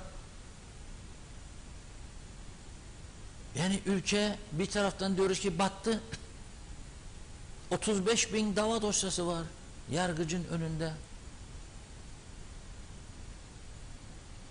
Yarım milyar liralık tahsil edilemeyen mevduatlar. Kalkınma Bankası'nın alamadığı krediler var. 1 milyar. Memleketin önemli bir kısmı batmış. Esnaf evine yemek götüremiyor. İnsanlar, doktor diyor ki bağışıklık sistemini yükseltin, iyi beslenin diyor. Alamıyor ama o insan. Her gün bir muz iyidir diyor. Alabilir mi sor bakayım. Balık yiyin diyor. Nasıl yiyecek? 150 lira, 180 lira. Nerede bu para? Bu taraftan da biz neyin zaferleri? Nedir bu hal? Nedir bu? Neyi zapt ettik? Neyi başardık? Lanlakayımız ele geçirdik bu defa. Nedir be arkadaşım ama? KKTC'yi mi tanıdı İngiltere, Amerika? Nedir bu? İçine düştüğümüz durumlar. Ve bu kadar öpüşme, bu kadar sarılma. Korona. Kış geldi artacak diyoruz. Bütün sağlık uzmanları diyor kışta artacak vakalar diyor. Rumlar yeni bulaşılardan bahsediyorlar. Delta Plus diyor şimdi. Delta Plus. Onun araştırmasını, incelemesini yapıyorlar. Ona karşı etkili silah nedir onu arıyorlar. İnsanlarını korusunlar diye. Biz burada aşısızlar çalışabilir. Aşısızlar her yere girebilir. Adapas dedik, hiçbir yerde kontrol yoktur. Bu güneye geçiyorum, güneyde vardır. Güneye geçiyorum, dün de gittim, güneyde vardır. Öğle civarı böyle yarım saat yine bir gidip geldim. Vardır, istiyor Adapas'ı senden. Maske şart. Bizde yok. Nedir aldığınız kararlar? Kimedir bu aldığınız kararlar? Kime meydan okuyorsunuz? Kimin içindir? Bu olacak diye bir. Gerçekten olacak bir şey değil. Yani ben bunları gördüm ve büyük bir üzüntü duydum. Dün izledikçe gerçekten üzüldüm. Yapma be Faiz Bey dedim. Öteki adaylarında yoktu maskeler. Herkes, bir de kapının önü var. Salonun dışı var bir de. Karşılamalar vardı. Herkes birbirini karşılıyor. Gel bizim taraftan, gel bizim taraftan. Al kartçığını, ver ona, ver buna. Hadi görelim seni. Hey Faiz Bey, Faiz Bey. O bir Hasan Bey, Hasan Bey, Hasan Bey. Zorlu Bey, Zorlu Bey, Zorlu Bey. Ya gerçekten Rumlar bu videoları görüyorsa eğer neler söylerler bize, neler bir bilseniz. Neler söylerler, neler. Da iki eşit egemen ha. Hatta dönüşümlü Cumhurbaşkanlığı bana verecek. Onlar şu anda İskoçya'da iklim değişimini görüşüyor. Haberiniz var mı arkadaşlar bunlardan ya? Zafer bizim de haberiniz var mı? Bu zaferden sonra maydanoz fiyatlarını mı düşüreceksin bana? Gollandolunun fiyatını mı artıracaksın bana? Nedir yapacaksın? Yoksa kuraklık paralarını mı artıracaksın? Ama kutladın da beni madem ki yolla biraz para verelim bu meseleye de kuraklık da dursun bu adamlar mı diyeceksin? Adamlar dünya iklim değişikliğini görüşüyor. Rum lideri Anastasiadis orada şu anda. Adamlar 3 gün önce Rum Başkanlık Sarayı önünde Anastasiadis Pandora belgelerini girdi diye onu istifaya çağıran eylem yaptılar. Yüzlerce insan katıldı eyleme. Bak bizi dinleyenlerin çoğu diyor ki doğrudur bunlar. Ama ben bir çağrı yapsam gelin bu şeyi protesto edelim. Kaç kişi gelecek? Kaç kişi kapatacak yoğurtçu dükkanını ya mermer fabrikasına gelecek? Gelmez. Ya bakın bana şikayetler gelir şu. Bugün de gelen şikayet. Ama benim adımı söyleme diyor. Be abim zaten bir yaşa geldin artık. Adını söylesem ne olacak söylemesem. Ama korkuyor insanlar. Korku sinmiş üstlerine. Korkutulmuşlar. Bana değilse çocuğuma zarar verecek diyor. Verirler mi evvel Allah verirler. Bu da çok oldu derler. Ben çok gördüm ve görüyorum da. Nelerle uğraştıklarını duyuyorum, üzülüyorum. Çok gördüm, görüyorum da. Ama biraz vicdanlı olsunlar. Bu konuştuklarımızın insanlık adına, devletin çıkarları, menfaatleri adına, milletimiz adına ne zararı var? Onu düşünün. Yararlanın iyi meselelerden. Neden yararlanmazsınız? Pandemi hastanesini önerdiğimizde koronanın 1. ayıydı. 7, 8, 9 ay sonra yalvar yakar Sayın Erdoğan'a o 20 günde hastane yaptı. Buraya da hediye etti bize. Ama 10 ay geciktirdiler. Hazır var hastane var. Hastane olabilecek yer var. Hazır. Tam teşkilat. İnat olmaz. Benim dediğim olacak. Benim dediğim olacak. Yahu tamam da sen bu dünyayı yönetebilecek adam değilsin zaten. Hiçbir ülkede bir bakanın bu kadar inadı yoktur. Ki çok daha profesyoneldirler biliyorsunuz siyasette. Yani geçerken birine hadi gel seni bakan yaptım demezler Avrupa ülkelerinde. Ya da Biden bakan yaptıklarını herhalde sicillerini seneler öncesinden incelemiştir Vigendi ve grupları. Öyle gel seni bakan yapayım yoldan geçerken de senin bölgeden birazcık destek falan oycuk moycuk yoktu. Biz bu kültürle nereye gideceğiz? Nasıl ayakta durabileceğiz bu kültürle? Nasıl? Söylesin bana birisi. Mümkün değil yani ben böyle bir şey olasılık maalesef görmüyorum. Öyle bir bozuldu ki kültürde öyle bir bozuldu ki bunu nasıl düzelteceğimizi hepimizin düşünmesi lazım. Her gün trafik kazası. Bugün milletvekillerimizden bir tanesinin akrabası da çok yakını sabah saat 3'te meydana gelen kazada 3 yaralı bir tanesi onun akrabası olan çok ağırmış. Çok ciddi kırıklar varmış kemiklerinde. Allah yardımcısı olsun onun da diğerlerinde. Nereye koşuyor gençlik? Neden gençlik bu şekilde koşuyor? Kim kafa yoruyor? Kim önlem almaya çalışıyor? Bakın ben bugün aslında cumartesi günkü manşetlerle gelmek isterdim. Cumartesi günkü kilolarca uyuşturucu yakaladı. Kilolarca polis. Kilolarca ve çoğu en tehlikelisi. Ne olacak bu iş? Nasıl çıkacak içinden bu toplum bunun? Bu küçücük toplum. Aileler çocuklarını, oğullarını, kızlarını, torunlarını nasıl koruyacaklar? Söyleyin bana. Varsa bir fikir, bir proje buyurun konuşalım. Polis baş edemiyor. Yetiştiremiyor. bir taraftan da 45 tane yasa dışı bed ofis kapattı. Yasa dışı. Hiçbirinin izni yok. Ama buralarda milyarlar dönüyor. Milyarlar. Birileri milyarları kazanıyor. Devletin kasasına kuruş girmiyor. Ve kuruş alamayan bu devlet sonra bana diyor ki getiremedim grip ilaçlarını çünkü no money diyor. Getiremedim kanser ilaçlarını no money. Maliye Bakanı bana vermez diyor. O arkadaşım da orada oturduğu yerde seviniyor. Bak ne kadar başarılı Maliye Bakanı. Hükümet düştü. İstifa etti. Bu mahkeme. Ama ben ödedim gününde diyor. Hadi bakalım. Bu başarıdır. Maaşları ödemek. Var mı bir ülke dünyada yeryüzündeki maaşları ödemekle gurur duysun ve bunu başarı hanesine yazsın? Burası işte öyle. Bu düzen bizi buralara getiren bu düzenden memnun muyuz değil miyiz? Birkaç ay sonra, birkaç yıl sonra neler olacak acaba bu ülkede? Düşünüyor muyuz, düşünmüyor muyuz? Soru budur.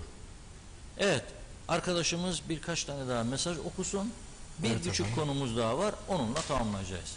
Evet, kıymetli yorumlarınız için teşekkür ediyoruz ve kaldığımız yerden devam ediyoruz değerli izleyenler yorumlarımızdan. Ersin Şemi kolay gelsin. Çok teşekkür ediyoruz. Erol Canseç, Reşat Bey, Sayın Zorlu Bey'in bunca yıl savunmuş olduğu ve inandığı tüm siyasi politika ilkelerinden bakarsak almış olduğu oy oranını nasıl değerlendiriyorsunuz sorusunu yöneltti. Bir diğer yandan Ulus Barani iyi yayınlar Reşat Bey. Hükümetin kurulması için UBP 18 milletvekili olduğunu belirttiniz. Yanlış hesap yapmış olmalısınız. Bu rakam Sener Bey'in videosundaki görüntülerin yayınlanması olayında onun Sucuoğlu'nu suçlaması herhalde ona destek vermez diye düşünüyorum. Tam anlayamadık konuyu. İzzet Kahraman, Sayın Reşat Bey ve Funda Hanım'a da geçmiş olsun dileklerini iletti. İzzet Kahraman, Çağatay Doluner, evet bu işler, boş işler, şinanay nay dedi. Mehmet İnancı, mesajlar buhar oldu galiba dedi. Evet az önce birkaç mesajımız vardı, onları diğer taraftan alacağım Mehmet İnancı. Mehmet Akın, artık seçimde el ele verin, şu güzelim ülkeyi düzlüğe çıkaralım. Kudret Bey, sizlerden de aynı hassasiyeti vatandaşlık konusunda da bekliyoruz. 10 yılı çalışan ve hizmet veren herkese bir asgari ücret karşılığında vatandaşlık verilsin. Böylece maliyemiz kasasına sıcak para girer. Bundan daha güzel bir kaynak olur mu? Soruyorum sizlere. Çok teşekkürler dedi. Çok farklı bir öneri oldu. Çağatay Doluner, bu toksik sisteme zerre kadar inancım, güvenim kalmadı. Zaten pek yoktu. Hiçbirinde hayır yok dedi. Arif Koruoğlu'ysa UBP'de şimdi temizlik zamanı dedi. Belgin Rıfat'sa iyi yayınlar Reşat Bey, Serdar Bey sen de gündem özele hoş geldin dedi. Teşekkür ederiz. Hüseyin Koltan, hayırlı günler ve hayırlı haftalar dilerim. Doğru Haber'in gerçek adresi, iyi ki varsınız. Hoş vakitler dilerim. Ağzınıza ve yüreğinize sağlık. Saygı ve sevgilerimi iletiyorum dedi. Hüseyin Koltan. Ahmet Acu, adam gibi adam, Sayın Faiz Sucuoğlu ülkemize hayırlı uğurlu olsun dedi. Çağatay Doluner ise evet, UBP'ciler bayraklarla, flamalarla tezahüratlar yapıyorlar. Dünya kupasını kazanmış gibi. Haklısınız Reşat Bey yorumunuzda dedi. Erkan Erçika, UBP'ye doğru biri geldi nihayetinde dedi. Mehmet Akınsa Funda Hanım'a geçmiş olsun dileklerini iletti. Hasan Nihat Erduransa meclise mühendis, hukukçu ve maliyeciler gerekiyor dedi. Sayar Aker ise Kuzey Kıbrıs Türk Cumhuriyeti battı yalık yan gider yorumunda bulundu. Metin Maraşali de Funda Hanım'a geçmiş olsun dileklerini iletti. Arif Aktepe ise hayırlı yayınlar Reşat Bey. Bu durumu ancak seçim belki temizleyebilir. Bu durumu ancak seçim temizleyebilir dedi. Evet, Nazime Nalbant'ın yorumu, Funda Hanım'a geçmiş olsun dileklerimi yazdım. Yeniden belirttim. Sevgiler saygılar dedi. Nazime Nalbant'ın da bu mesajını Funda Hanım'a geçmiş olsun dileklerini iletmiş olduk. Füsun Özdemir, zatürre aşısı da gelmedi Reşat Bey. Günü geldi geçti soruyoruz, bize gelmedi diyorlar. Açıklayınca duyarsınız diyorlar. Üzerinden tam bir ay geçti. Zatürre aşısı bekleyen vatandaşlarımızın sesi oldu. Füsun Özdemir. Belgin Rifat, ben Sayın Sucuoğlu'nun bir an önce hükümeti kurup görevlerine sarılacağına eminim. Ülkede resmen kaos durumu var. Sağlık, ulaşım, döviz artışı, polisi olaylar, tüm bunları yapması için muhalefet partilerinde biraz ılımlı davranıp hükümeti kurma işlemlerine katkı koyması gerekiyor. Onlar da seçilmiş milletvekili hizmete çağrıldıkları zaman egolarını ya da parti kurallarını biraz esnetip yardımcı olmaları gerekiyor. Hükümet olmadan hiçbir şey olmaz. Baylar lütfen halk için, halka hizmet için biraz aktif olun yorumunu iletti. Evet, Belgin Rıfat, Serdar Bey klavyem, Amerikan İngilizcesi umarım okuyabiliyorsun. Evet, okuyabildik, sıkıntı yok. Mustafa Ünlü yayınlar Reşat Bey. Geçtiğimiz 48 saatte sanki de Sayın Bakanım Sucuoğlu'nun elinde sihirli değnek varmış da kurtarıcı gözüyle bakılıyor. Çok sakıncalı dedi. Recep Elçioğlu, Reşat Bey dün Atatürk Spor Salonu'nun çevresini gözümle gördüm. Keşke görmeseydim. Bu ne pislik, bu ne rezalet dedi. Mehmet Akın, bu Kuzey Kıbrıs Türk Cumhuriyeti nasıl ülke hayretler içindeyim. Aşı yoktu, daha önce aşı geldi ama halkın %50'si aşı oldu. Şimdi çocuğumun okulunda bir öğrenci pozitif çıkmış. Okulda antijen testi PCR istiyorlar. Sağlık Bakanlığı'nın kararları bu diyorlar. Bugün gittim Girne Özyalçın PCR testine çocuğum için. Bir küçük öğrenci çığlık atıyor, ortalığı yıkıyor. Testten korkuyor. Çocuklarımız ve veliler sürekli test oluyoruz. Çocukları sağlıklı gönderiyoruz, hasta geliyorlar. Test merkezinde çalışan herkese ve bu oluşumda katkı veren herkese çok teşekkür ediyorum. PCR testi olmaya gidenlere, çoğu öğrenci ayrıca, kurultaydan sonra da vakaları inşallah yine patlamaz dedi. Belgin Rıfat bir yorum daha yaptı. Bence çok olumlu, halkın elinde bir tek umut ekmek kaldı. Onu da izin verin de yapsınlar dedi. Süleyman Ege, Luricina 55 yıldır kapalı delikte yaşama devam. Hangi devletten, hangi insan haklarından bahsediyoruz Reşat Bey? Lurucina'ya kapı açılmazsa hiçbir yere kapı açılmaz. Yeter ki bizi aptal yerine koymasınlar. Başka kapılar söz konusu olursa başka oluyor. Lurucina'nın sesi duyulsun dedi. Damla Demir, Reşat Bey, Adapas ve PCR birimlerini haksız zenginleştirmek için çıkarıldı. Bu uygulamalar istismara açıktır. Yurt dışından gelecek olan insanlar Adapas ve fuzuli formlar yüzünden gelmekten vazgeçiyorlar. Memleketin altı üstüne gelmiş vaziyette. Ne ekonomi kaldı ne huzur. 53 senede sağ sol 48 hükümet kuruldu, bozuldu. Bir faiz yasasını bilerek isteyerek çıkarmadılar. Bankalar kapitalizm faizle halkın üstünden haksız zenginleşmekte. Hiçbir vekilin, bakanın umurunda değil, olmadı olmayacak. Zira şimdi de memleketin kaderi kadın doğum doktorunun eline geçmiş durumda. Doktorların hepsi mecliste. Oysa siyaset bilimi, hukuk, kamu yönetimi okuyan, siyasal bilimler okuyan insanların siyasete atılması gerekiyor.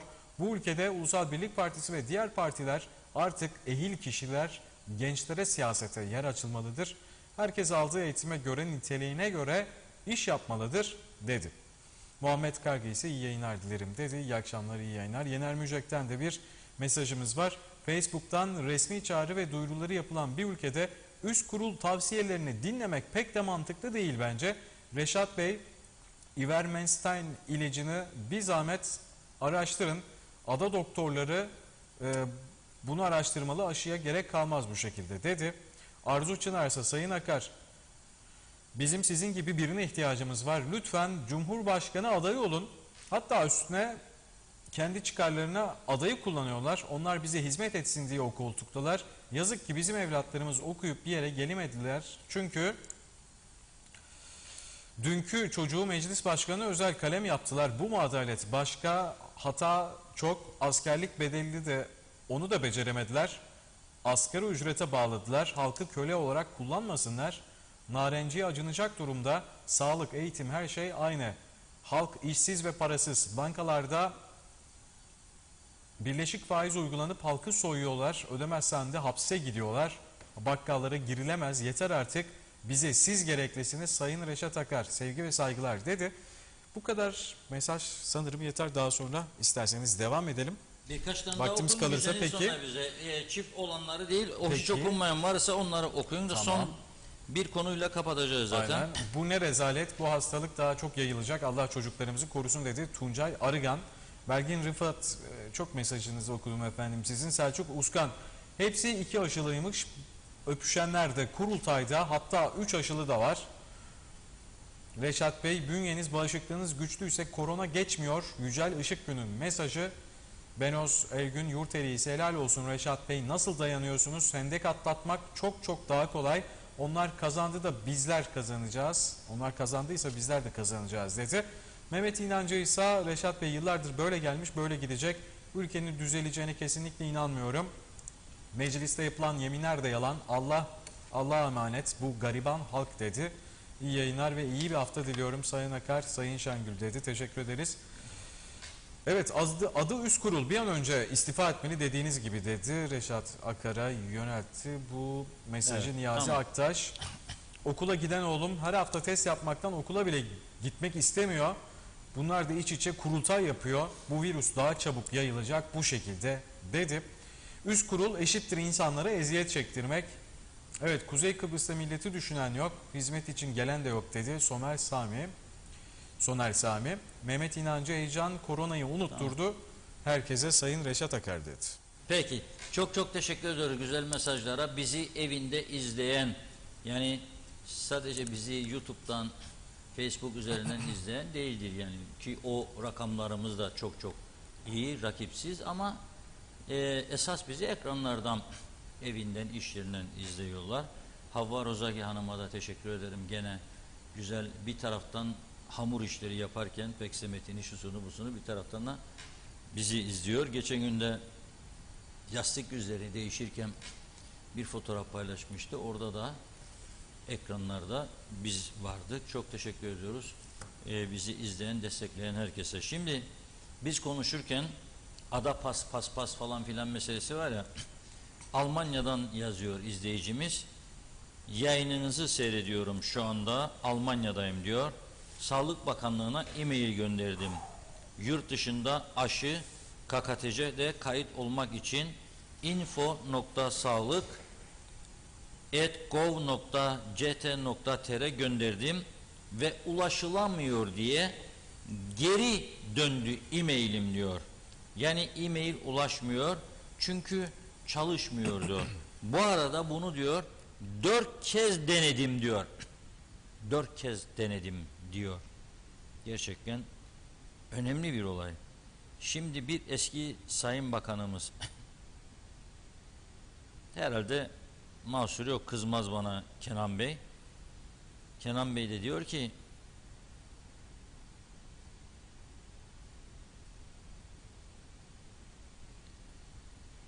ülkemizde o kadar çok çirkin şeyler oluyor diyor ki MEP ile ilgili yıllardır 15 öğrenci taşıyana Milli Eğitim Bakanlığı 50 öğrenci ödeniyordu. Öğrenci taşıyan birçok araç hurdacı dahi satın almaz diyor. Tarım teşvikleri gerçek tarımcıya verilmiyor diyor. Hem devlet memuru hem de destek alıyor diyor. 2500 TL kiraya verilen daireden 500 TL kira stopaj vergisi alıyoruz ya hiç almıyoruz. Kimisinden alıyor. Verenleri enayi yerine koyuyorlar. Halbuki verenler vatani görevini yapıyor.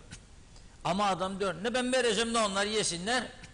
Tamam da bir ucundan herkes yiyor. Her ailede bir tane memur ya da 2 tane ya da evin içinde yoksa komşuda veya akrabasında falan var. Piyasada serbest çalışan ancak hiç kaydolmayan binlerce vergi ödemeyen, yüksek rakamlarla iş yapan ve vergi ödemeyenler var. Bunları toparlayalım. Ana vatanın, Türkiye'nin mali desteğine ihtiyaç kalmaz. Aynı görüşteyim. Biraz önce yapılması gereken ilk 5 işte bahsetmedim çünkü bahsettiğin zaman onu daha da tepki, daha da karşı saldırı. Aman derler, sakın ha. Tamam da ben ödeyeceğim da sen de cebi dolduracaksın. Cep taştı, bankaya da korkan. Kazacaksın, yerin altını gömeceksin. Da ben de diyeceğim sonra vatandaşıma, ne yapalım fakir devletik, ilacımız yok. Yastık yüzlerine gelsin, hastanede Türkiye'de içsin bize yorganlarımızı. Sonra da müdahale eder, eder. Bir de diyor, bu çok önemli. Bir de diyor, ihale yasası değişmeli diyor. Çünkü diyor burada korkunç yolsuzluklar yapılıyor.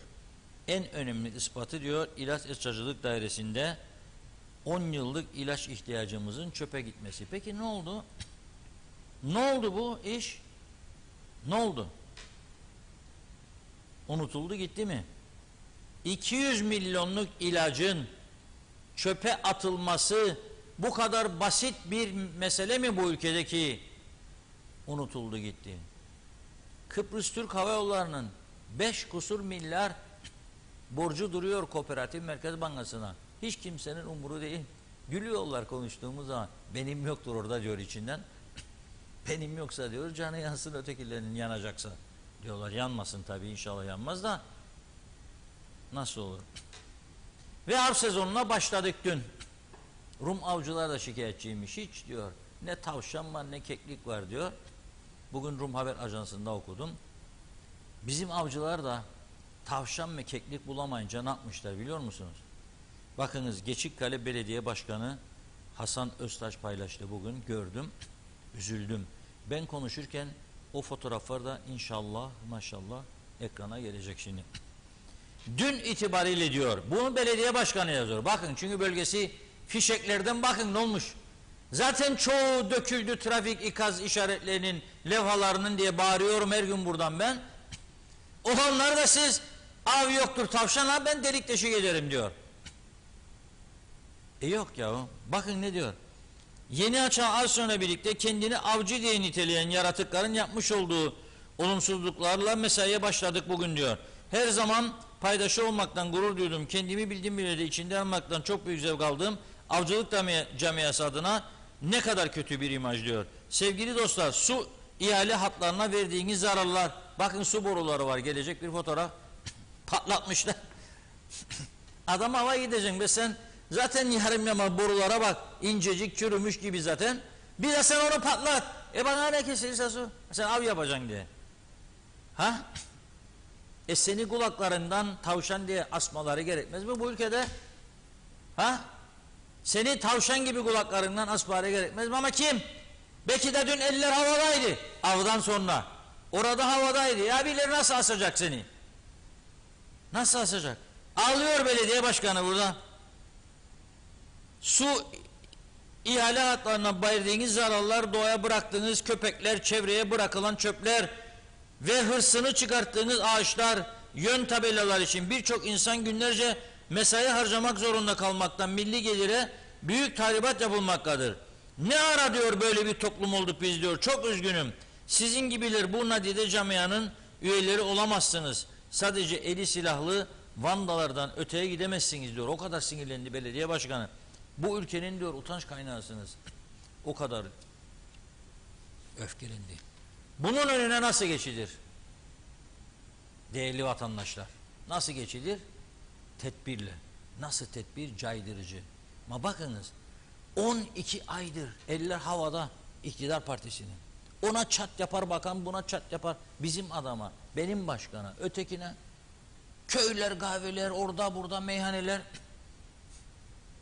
Gören gider bakanın başını okşar. Diyor ne yapacak diyor. Verecek bize oyunu diyor. Bu bitti, şimdi seçim gelecek gene çat çat çat. O bitecek. O bitecek. Yerel seçimler gelecek 4 ay sonra, eğer Ocak'ta yapılırsa diyorum. Yapılmayabilir de. Gene çat çat çat bakanlar bakmayanlar sokakta.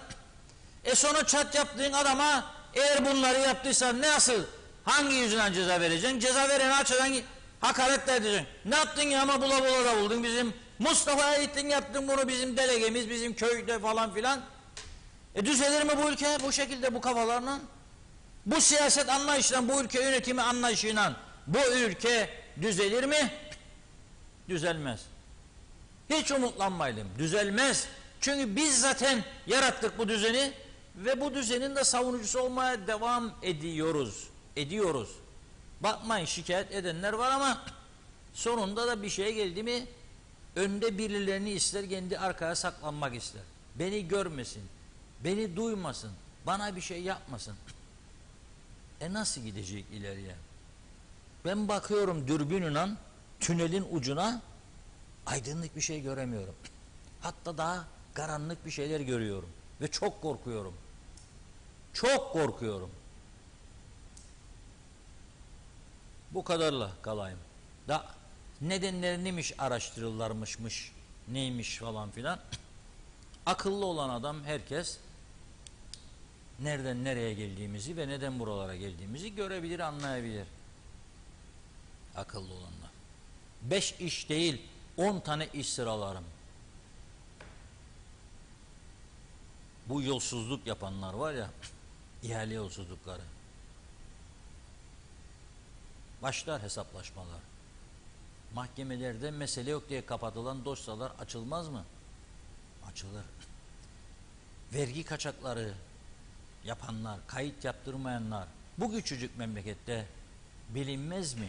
Öğrenilemez mi? Bir hafta içinde tümü çıkar ortaya. Bir hafta. Kiralayıp da mukavele yapıp götürüp maliyeye mühürleyip 2500 liranın 250 lirasını veren adam enayi sınıfına sokuluyor. Öteki 5000'e kiralıyor, 7000'e. Kuruş vermiyor. Bunun bir cezası yok mu, bir caydırıcılığı? Çıkarılamaz mı ortaya? Çıkarılır ya. Kiralayan adama bir defa üniversitesi diyecek ki öğrenciyse bana getireceğin ev sözleşmeni, mukaveleni de okula girebileceğin. Dedirtebiliyor muyuz bunu üniversite patronlarına? Var mı diyebilen? Eller havada bütün gün beraber. Nasıl diyecek ya? Nasıl diyecek? Ama aslında demesi lazım, anlatması lazım. Ey arkadaşlar, evet eller havada bizimle beraber görünüyor. Kucaklaşıyoruz, öpüşüyoruz da böyle. Ne korona ne morona.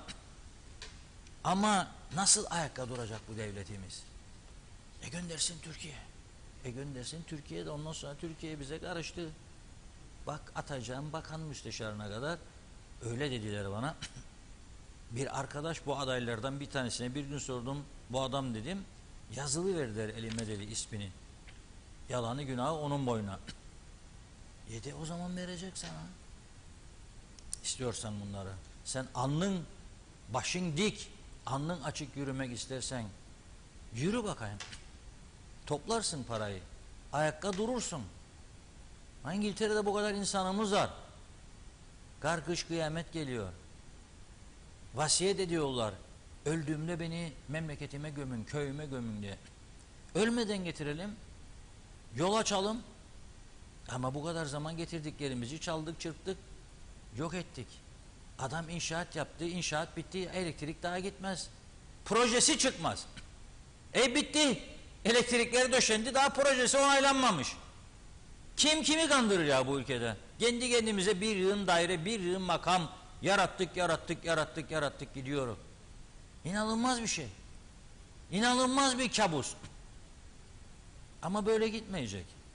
Diyorum, bakıyorum tünelin ucuna doğru aydınlık bir şey yok. Daha karanlık bir şeyler görüyorum ben.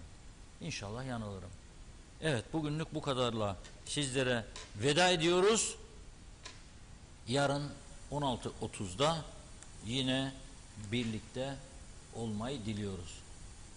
Evet, evet. Evet efendim, Sayın Genel Yayın Yönetmenimiz Reşat Akar'ın kıymetli yorumlarını ve gündeme dair değerlendirmelerini sizlere aktarmış olduk ve 18.45 TV 2020 ana haber bülteninde yeniden karşınızda olacağım. Şimdilik hoşça kalın.